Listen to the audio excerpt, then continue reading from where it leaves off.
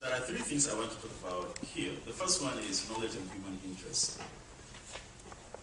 I would argue that simply because you have knowledge coming from an interdisciplinary conversation or project doesn't necessarily guarantee that that knowledge is going to be used for the development of societies or for the liberation or emancipation of communities, because as Habermas argues, there's always a human interest behind knowledge. There's tons of evidence in the literature that shows that scholarly people have produced very good knowledge, but that knowledge was used for the operation or for the operation of other people rather than liberating them. So yes, there are several types of interdisciplinary scholarship. You have interdisciplinarity that is at the conceptual level, there's instrumental interdisciplinarity, and then there's critical interdisciplinarity, which is more interested in articulating the voices of the oppressed. So I want to make this distinction because simply because you are engaged in interdisciplinary scholarship doesn't necessarily guarantee, it doesn't tell us anything about how we are going to use that knowledge in particular. So the human interest, what is the human interest behind those people producing the knowledge? If their desire is just to make money, as Professor Goldman said, they will just use that money to control people. The second point I want to make is interdisciplinarity can make us either constructively skeptical or terribly cynical. And the reason why I say that is, if you really read the development literature, and especially you combine all this perspective from these different disciplines and integrate them, sometimes you feel like there's a lot of duplicity. You do some research, you find out that people face the camera, address the nation, when they know deep in their heart that what they're saying is not really true. Okay? So, if you get all this perspective, for instance, let me give you an example, for instance, with regard to development. If you really want to understand how the issue of development came into being, you have to go back to the period after the Second World War, when there was the Cold War. The Western nations were trying to make sure that communism doesn't separate to other parts of the developing world. So it was in this context that this idea of development came up. And in the 1960s, which was the first development decade, for instance, the emphasis was on growth.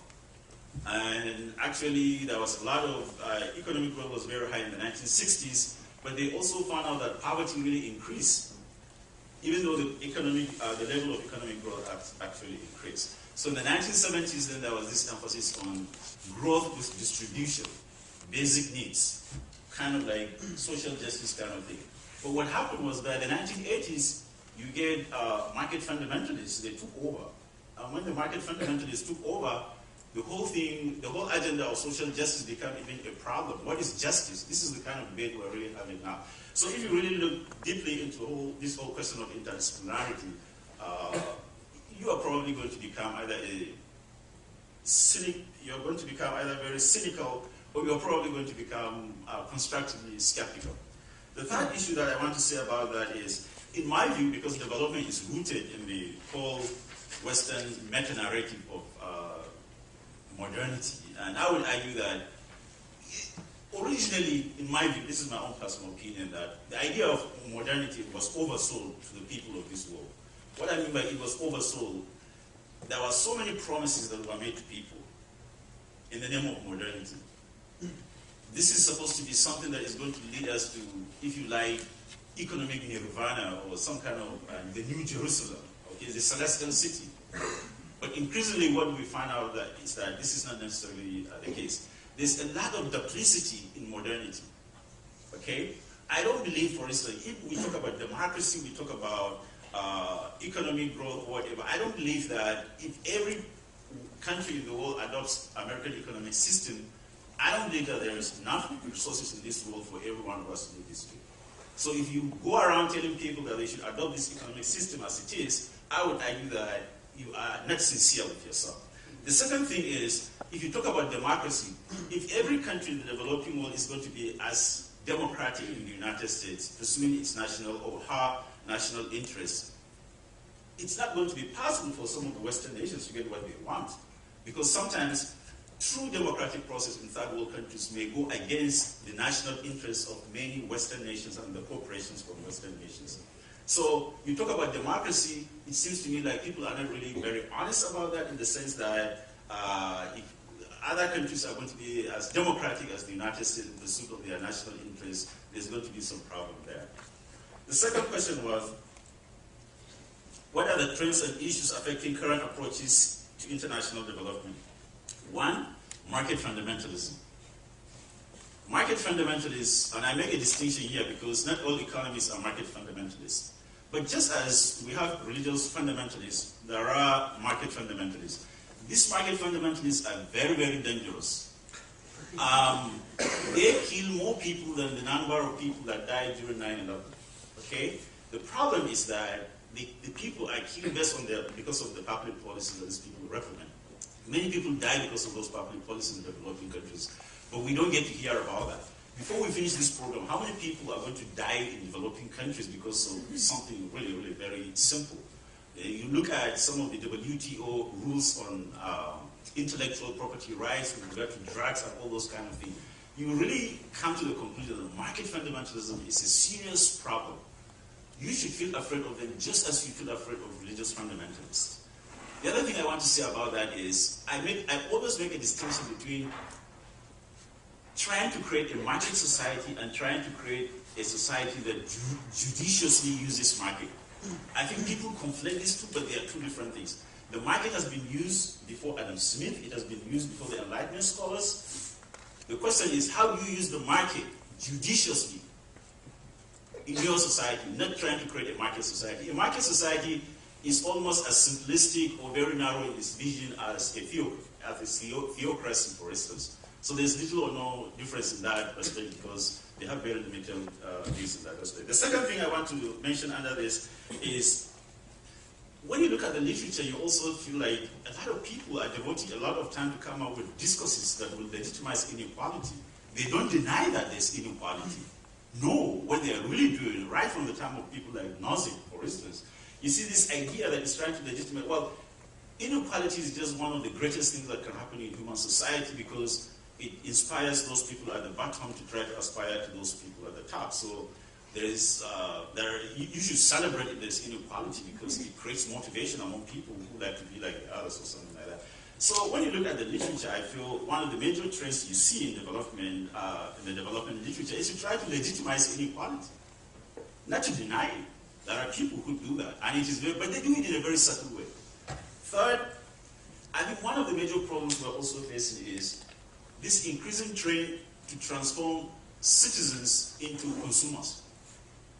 It's a very serious problem.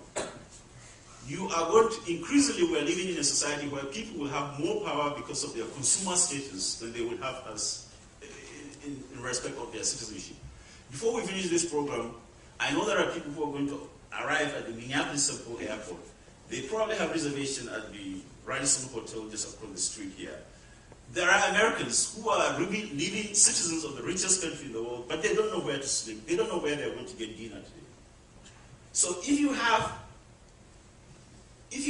market power, you can go anywhere and live relatively well.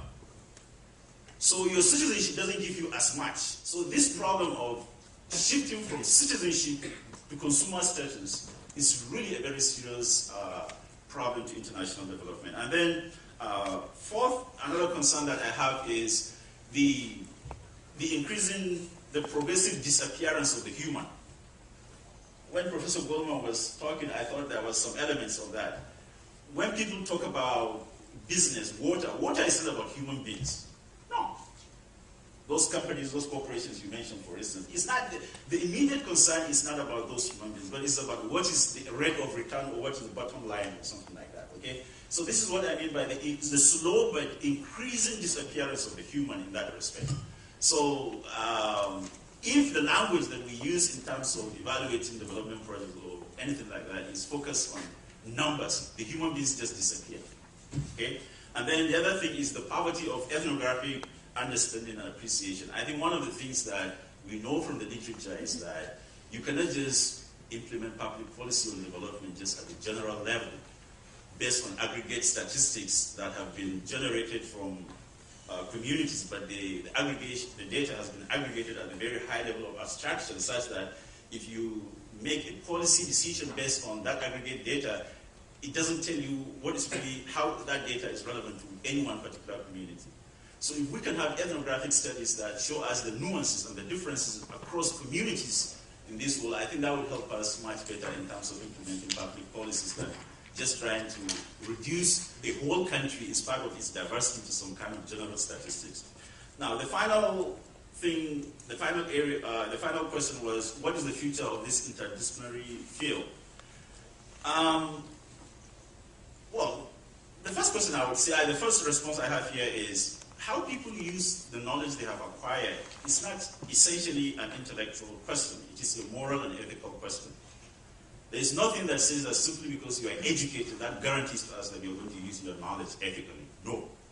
And there are many, in history, there are many people who have decided to use their knowledge to actually oppress other human beings. So the question is whether, the question to me is whether interdisciplinary scholars are going to have the courage to pursue the difficult challenges of the historical moment, which will require sacrifice, and there will be a lot of social cost to pay.